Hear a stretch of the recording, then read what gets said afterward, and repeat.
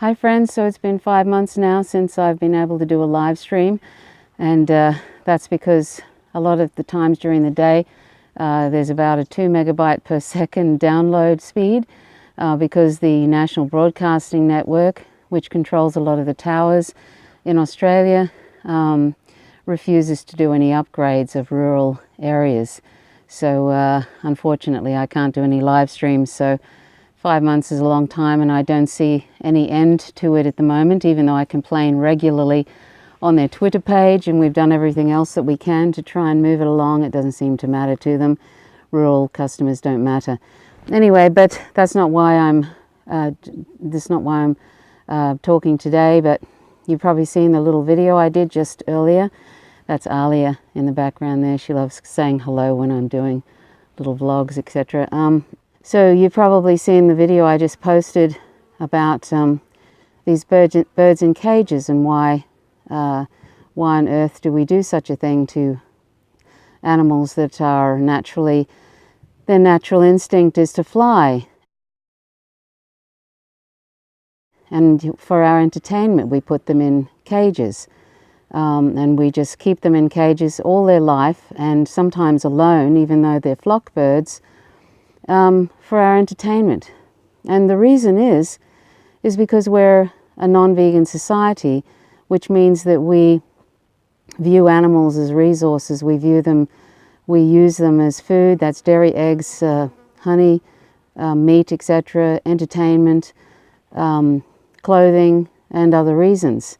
That's because we have not woken up to the fact that non-human animals are sentient, and they deserve the right not to be used as things, as resources.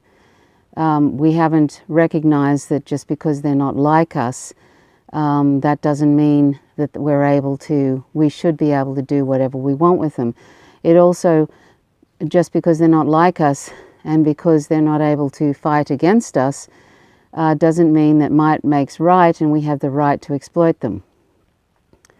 And when I pulled up today, and I have to sometimes pull up to pick up some pellets for the little paddy melons, the wild paddy melons that come to visit every evening, and we pick up some pellets. And every time we pull up to this place, they usually they sell every animal possible that they can there at this particular place. And any way they can make money off animals, they will. So they always have birds in cages outside. And by the way, little cats and dogs and whomever are in shelters, please consider adopting them, because they're refugees of domestication. So anyway, this particular place, and there's many places like it, they sell any animal they can to make a profit, because animals are viewed as property. And they have these birds in cages, and they have varying types of birds. These are the ones that I showed you in this video, and I don't know what kind of parrots they are, but I just find it appalling. I find any sort of exploitation of animals, as a vegan, I find it appalling, and it really strikes me. And of course, anytime I see animal products in supermarkets and on restaurant tables, and and if I see my friends eating animal products, I'm aware that they were once sentient beings, and that we don't need to use animal products at all to survive. So this is just completely for our own pleasure, for our own amusement. We don't need it at all to survive, these animal products. We can easily meet all our nutrition requirements from plants and other non-animal sources. So all this suffering and violence and deprivation of liberty and all this kind of stuff, and non-consensual use and all of that, is all because we can. Because we have become the dominant species on this planet, and we dominate our own kind, and we dominate the vulnerable, and all sentient beings that we dominate, whether they're human or non-human, are vulnerable. So that's what we do to 99.99% of the population who are non-human. We dominate them because they're vulnerable.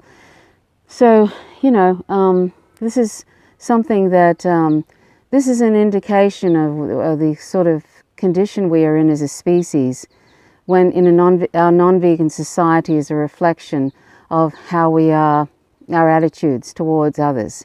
Whether, you know, it's a reflection of where we're at as a species, and it's not a very good reflection. So I'm not going to talk much longer about this, but I just want to say to you that whether they're animals that we fetishize, like dolphins, whales, or cats, dogs, or whatever, they're all equally sentient, whether they're those animals we fetishize, or whether they're animals whom we are using for food, clothing, and other reasons like dairy, eggs, flesh. All of those animals are equally sentient. They all love life just like we do, and they don't want to die. They're all, if we got to know them individually, they'd all be as special as the animals whom we consider family members, like dogs and cats, like little Alia there. They'd all be special like that. Just like those animals whom we love and whom we share our life with and whom we grieve greatly when something happens to them.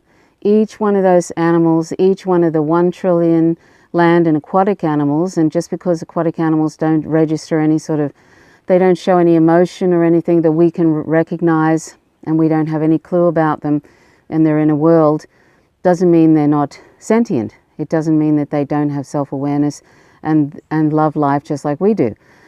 So, you know, we have to, sorry, I lost my thought there, but we have to sort of recognize that these animals, the 1 trillion animals plus, because that's a conservative estimate, who are tortured and killed every year for trivial reasons of mostly palate pleasure, they are equally as sentient as the animals whom we share our life with, the dogs and cats. And if you've ever had a particular relationship with an animal and you've recognized their sentience, they're exactly like that.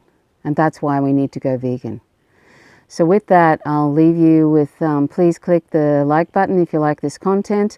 Please be aware that every so often I do vegan videos, and they're very important to me.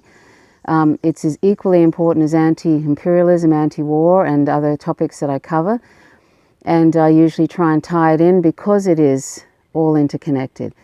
And please subscribe if you haven't already. Click the notifications bell because you won't receive updates if you don't click that bell.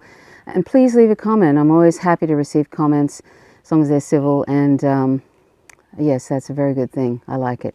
Okay, so thanks so much for watching. My name is Trish Roberts. You're watching Faint Signals from Vega. Till next time. Bye for now. Go vegan.